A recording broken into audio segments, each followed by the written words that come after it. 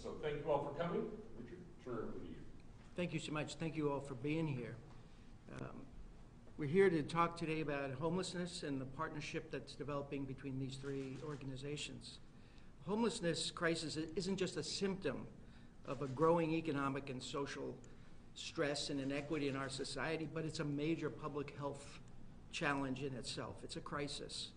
Being unhoused leads to a rapid decline in health and mental health and economic stability. It's an assault on the human person. People are exposed to violence, to trauma, to harsh conditions, to cold every day. They go without sleep, they go without proper food. They're unable to focus on anything but survival. Whereas a person who is housed becomes a new person.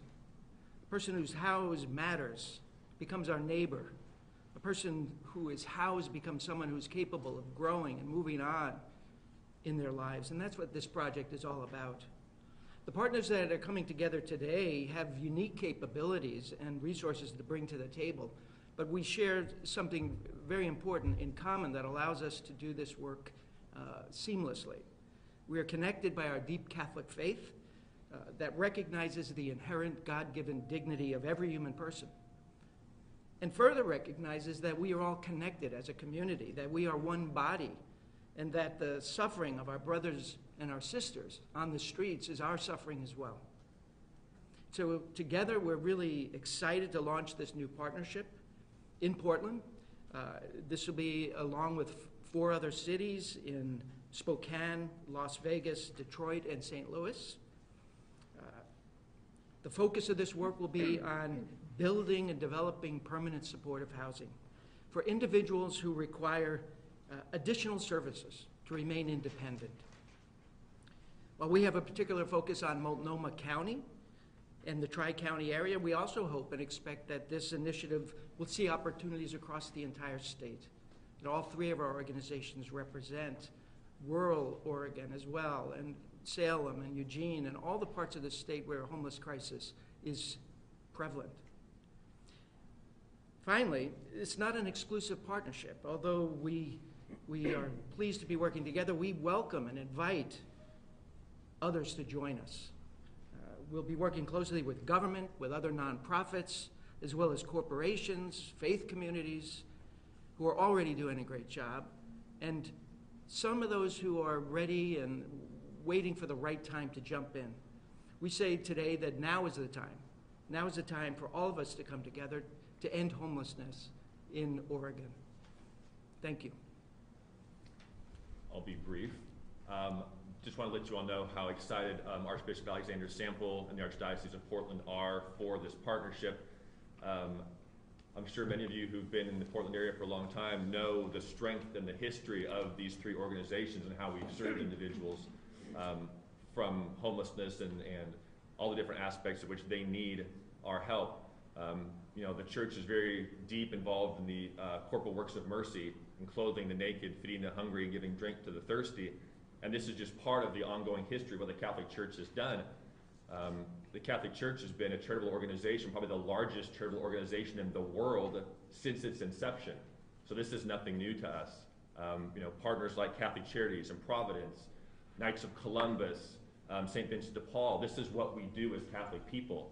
And so this is just an extension, working with Catholic Charities and Providence, just an extension of what we do. And what an exciting opportunity to get on the ground floor of something like this. We're excited. I know that the metaphorical ink has just dried on this idea, but we're excited to really get in and get our hands dirty with these 2 other organizations and see how our facilities and how our pastors and our people of the Catholic faith can really help with this. So let's get going, Rick. Thank you, Dave. And maybe I'll make just a quick comment as well. Really thrilled to be here. You know, Providence Health and Services has a really long tradition in caring for Oregonians. And we have historically been known for the physical health, but also the whole person. And now we really feel with this opportunity, we can think about all the social determinants of health that help people stay healthy and get ahead of the curve of poverty and homelessness. And by looking at a safe, secure home, as well as, you know, the opportunities to build relationships, that opportunity to get well on the physical side has a much better opportunity. And so what a great partnership I think the three of us are going to become, and what a great opportunity for this community. And we have lots of partners we want to join the table, so very excited about being here. Thank you all for coming today. Yeah, thank you. I was just curious, so how soon do you think you'd see these transitional housing developments and the wraparound services up and running? Yeah. Well, just to be clear, these are permanent supportive housing. And do you want to, when we, yeah, you guys just feel free to. okay, we'll move these around for you guys. Don't say that, we might. So permanent supportive housing. And I think the answer to your question is this, that it depends in part on whether we're building, reconditioning, or using existing property. So if we're using existing property, it can simply repurpose it. It could happen very, very quickly, and we're hoping that there'll be some of that. But there is also the need to build new facilities, and that'll take several years. That's why we have a 5-year plan here.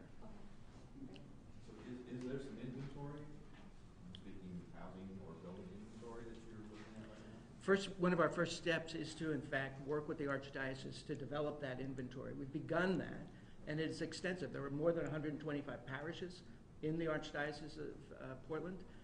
There is a significant amount of land and buildings that we need to take a look at, along with the pastors and the parishes, to see what might be available. But we're already identified a number of sites that are interested and have land that could be repurposed. What could the average person in the parish do to be helpful, you think? Could you imagine? That's a great question. This is, as Lisa said, as I said, this is so much about relationships. This is about building community. This is about inviting people who are vulnerable into our communities. And I think that's exactly what we're asking the parishes to do, is to look at these folks as their neighbor, to look at them as people of great dignity, people who they can form relationships with. Could you tell us why Portland was picked as one of the 5 cities? We're just very, I think one of the great reasons was that we have 3 very willing partners. Providence was anxious to do this work, is doing a lot of this work. The Archbishop and the Archdiocese and the parishes agreed that they would be willing to step up, and Catholic Charities has a long history of building affordable housing in the state. Maybe I could add to Rick's a moment. We've had some experience working with Central City Concern and transition projects, and know what makes us successful is the wraparound that you can have with providing support, because we know homelessness has so many causes. Yeah. And just a home does not make a solution. So with the 3 of us coming together, that opportunity just seems fabulous. And so I think that's a secret sauce. Any idea on a price tag for all of this? We don't. Where the money will come from? Well, the money will come from a variety of sources. There's certainly the public has approved, as we know, a large public affordable housing bond that we certainly will want to access those funds. There will be private dollars, corporate dollars, donations, in-kind contributions. We'd love people to donate land to this, to donate buildings. So there's many ways in which I think we can make up the actual revenue and the resources that are needed to do this work. Low-income tax credits will be, low-income housing tax credits are an important part of any affordable housing strategy. So all of those things will be in play. We call it stacking the finance. And the more finance we can put towards the affordable housing and the services, then the lower rent we can pass on to the folks who live there. Can you then, and we have people watching live on Facebook right now who are coming at this with no background knowledge as to how this is going to work. Can you explain, because they hear the public bond money, and they hear we would like land to be donated, and they're rather looking at it going, well then what's being announced today? Because all of those things are in play right now. So what is Catholic Charities doing? I mean, what's the role here? Okay, so the idea here is to bring together three pieces that really are already working singularly, and to bring them into one play. One is, I think what is unique about this is we're really talking about land that can be repurposed on church property. We're talking about buildings that may not be in use, school buildings that might be closed and haven't been used for years, pastoral centers that perhaps need to be refurbished and could be put to use for supportive housing. So that's something entirely new. And along with that comes the embedding of these programs in a community. We're asking the parishes to step up and embrace supportive housing as part of their ministry. And I think that's absolutely something that's already happening, but we want to organize that in a better way. In terms of Providence role, what's different here, I think, is that they're doing it in collaboration with the Archdiocese and Catholic Charities. They've been doing this work, as Lisa said, for a long time. I think this will be a particular focus on what can the faith community, the Catholic faith community, and other faith communities in the state bring to the table to help government really solve the problem of homelessness. But government isn't off the hook. We all know that we expect government to do a good job here and to play a leadership role. And we're very pleased to be working closely with the Joint Office on Homelessness, with state partners. This will require all hands on deck. But I think what we're saying and what is unique here and different and new is that we've decided that the three of us working together can make a significant dent in the numbers, that we can develop affordable and supportive housing to reduce the numbers of chronic homeless in the Multnomah County area by 20%. So we're talking about building at least 300 units of permanent supportive housing in conjunction with faith communities, Providence, and of course we'll take, we will use any available resources, including the bond, to do that. What might be different is we'll be building some of these facilities on church property. And I think what Rick says is important is that, we've all had an individual piece of that puzzle. Mm-hmm. Yeah. We've had some properties, we said, well, we don't know what to do with this. We don't have the finances necessarily to create something out of this. Rick's had the people who said, boy, if we only had some places to do this, would be really great. And Providence says, we'd like to care for people, but where do we care for people? So just us sitting across the table from each other and saying, wait a second, let's put on a show. This is what it's all about. We've all got pieces to this puzzle, and we've all been able to put this together under the auspices of this idea. And what a great idea to come forth and say, wait a second, we should have talked about this a while ago. But this is what we're doing today. So this, I think, is the announcement of these three pieces of the puzzle coming together to work in a cohesive way. And just at a larger scale, around the country, there are 165 Catholic charities. There are, how many dioceses? At least 80-something? No more than that, 180, I think. That's and then the Catholic health system is one of the largest in the entire country. So we see this as something that can have national implications. The piloting of it here in Multnomah is important, and we think there's a great place to do this because there's a community heart here that is very big and anxious to make a dent in the homelessness challenge. But we see this as having implications across the country. And I would add one more thing to that too, that all three of us have links across the entire state of Oregon. Yeah. And because we have existing presence there and history, I think that also makes us a little bit more successful when we do begin to think about the same problems occurring in some of our other communities outside of Multnomah County. This is our great first start, but certainly I think we have all aspirations to really improve all the social determinants of health, including housing, homelessness, health. And so this is a great way for us to start. Bit of an awkward question. We get this question from people out on the streets a lot when they hear about programs in churches, and they think, well, then I'm going to have to be part of a religious program. Is it too early to say whether or not this would be a religious program they'd be participating in, or would that be a facet of it at all? It's a religious program in that we recognize anyone who's living on the street as our brother and sister. There will be no requirements to participate in any faith activities. And I would add to that too, I think Providence has a long history of care for the entire community.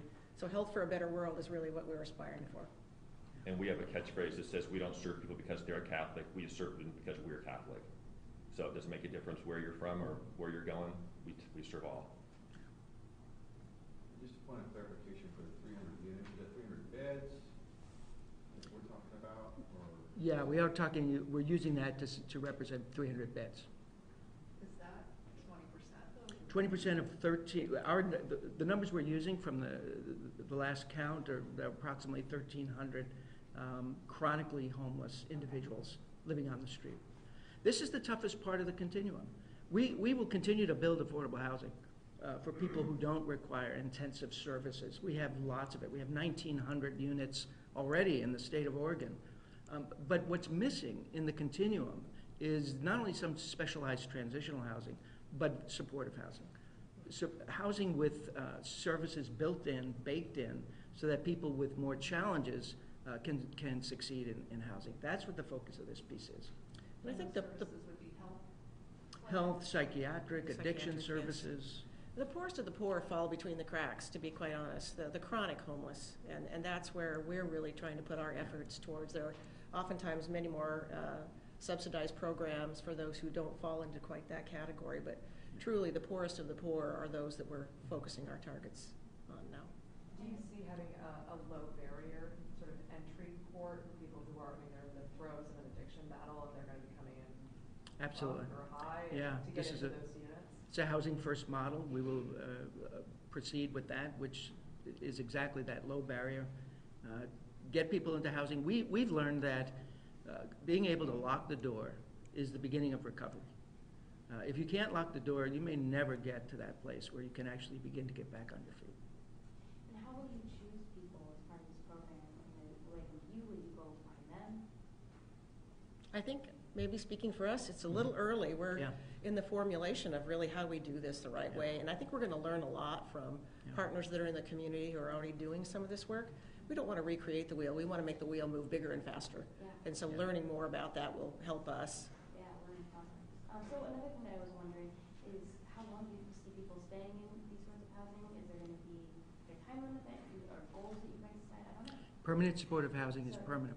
Okay, no, I know. I was Yeah. wondering. Like, No, that was serious. I'm not being coy. I'm just saying no. So once they get in, You're there. Live there forever. Yeah, as long as you can, follow the rules and maintain your status as a resident, you'll have a permanent home. And then will these be like single room, double room, a mix of types of apartments, or? Again, I think a little early for us, but there are some models around the country that we're looking at. This is part of a national initiative, as you know, and one of the areas that we'll be looking at is Spokane, which has a very interesting array of types of housing, with all those that you mentioned included: multiple bedrooms, shared housing, shared kitchens. There's a variety of ways to do this work, and we want to build what's best for this community and for the parish communities that'll be involved. Just give us an idea of what you think is lacking right now in our community with so many homeless out on the street. What isn't being addressed? Well, I think we're clearly saying that the supportive housing development is one key component of that. And that, again, that's a group of people who will not be able to succeed generally in permanent housing without additional supports. And there's a lot of folks, about a third of folks on the street will need additional supports, whether it's psychiatric services, addiction services, other kinds of assistance. So this is clearly one of the missing pieces. But there's other things. There's clearly a need for different types of transitional housing. We've recognized that shelters, although they are humane and very important part of the continuum, aren't for everyone. And there are lots of people who will not go into a shelter, women in particular. So we think villages are very important. Villages like Kenton Women's Village allow people a safe place to stay and get back on their feet. Safety, again, is the key. Where you can get a good night's sleep and begin the process of getting your paperwork organized to apply for housing, that's where you need to be to get started. And this clearly is part of the picture. I mean, we still all agree that, poverty is a really important issue for us to begin to address as well, homelessness as a symptom. But I think that we all know that we need to use other agencies, as Rick mentioned earlier, and other organizations who will help us determine some of the criteria that you guys all spoke about. And that's really important for us to understand as well. There's also not enough beds, I think we'd all agree, for individuals who are being discharged from the hospital. Individuals who are unhoused, who have nowhere to be discharged to, are a significant challenge for the healthcare system. What do you do? It's not ethical to discharge them to a shelter, but we don't have enough recuperative respite beds for that. And that'll be another focus of this project for sure. Right. You know, we do have organizations in the community that we're working with today, but it just scratches the surface. Yeah. And you can well imagine someone who's been quite ill or chronically ill, what do they do next? You know, living on the street the next morning is not health. And so for us, this answers a big issue that we have every day in our institution. So again, I think what we're trying to say here is the partnership is really unique between the three of us, trying to address it from three different ways. I think the idea with the diocese are having a community, which a lot of homeless people do not have a community. We know that's a big step in recovery. You know, having Catholic Charities who have significant experience working in communities, and Providence with Health, I think this is a great opportunity again. And I hope you guys hear that from the three of us. Pretty soon they're going to call us the Three Musketeers if we're not careful. But I think the opportunity to work together is really exciting for us. Have you worked together before in any conference, all three? Not all three of us at the same time. No. Twosies, but Lots of twosies. not threesies. How would you characterize the relationship you've had with the public sector, city and county government, on homelessness in the course of the past 10 years or so? Well, from our standpoint, from Catholic Charities standpoint, it's been a very positive relationship. We admire the work of the city and the county. We work very closely with the joint office. We think they've done a very good job, and we've been at that table at every stage to help shape the kinds of services that are developed. Kenton's a good example. That was something that was unknown, but we all thought it might be something worth trying, the idea of a transitional village. And the city and the county were open to doing that kind of innovative project. And I think that's been, frankly, the city and the county, of course, the government has gotten a lot of criticism for being slow on the uptake, but the reality is things are moving in a way that they haven't been for years, and we want to continue that momentum. But there's good momentum right now, and the great thing, again, that the public is aware that this will cost money. The public has approved funding for the building of more affordable housing. So we think the stars are aligned, and that government will be able to play its role, which is not to solve the problem by itself, but to lead the community in solving that problem. We want to be part of that. And we've had long-term good relationships with the city and the county as well. You can imagine healthcare oftentimes becomes the place where people are taken who don't have a home and are very ill. And oftentimes, you know, we have to figure out in partnership then what is the next step for the health of that person. But I think, as Rick said, it's not been enough. And we're going to have to figure out new creative solutions in which to address this issue, because it's right now growing. It's not shrinking. Yeah. But there's an opportunity, and I think with some of them jumping in the table with us, which we will invite, I think that will be a real win. I know we asked why Portland. I'm curious, is there any rationale that you know of as to why those 5 cities? Seems like a region and size and root causes of homelessness there. It's an interesting mix. I think those were 5 cities. You'd have to ask the folks at Catholic Charities USA, to be honest. But it was a competitive process. We threw our hat in and had a site visit, and were joined by Providence and the Archbishop. We didn't simply get selected. We applied and were selected based on a really positive site visit when we first had, for the first time, the 3 partners coming together, making a presentation that we believed, that we were in this for the long run, and that we could make this work. So I think enthusiasm was a good part of it. Did the Kenton Village help? It certainly is part of our learning curve. And again, each one of the partners has had significant trials in this field. So we have been trying things. It wasn't like we were starting from scratch. Yeah. What about job training or placement or something that would enable people who've been homeless and out on the streets to transition into being self-sufficient? Yeah, absolutely part of a wraparound model. For those people who are able to work, they should have access to job training and job development programs, supported employment. That will certainly figure into this whenever possible.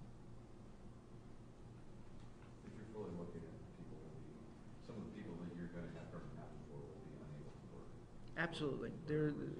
There are some people who are living with disabilities that are significant enough to where work is not part of their life goal at that time, and they will also be served under this program.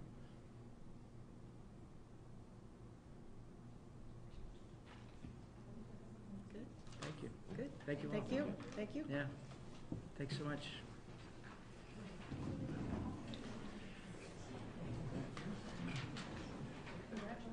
Hey, thank you. Thanks so much.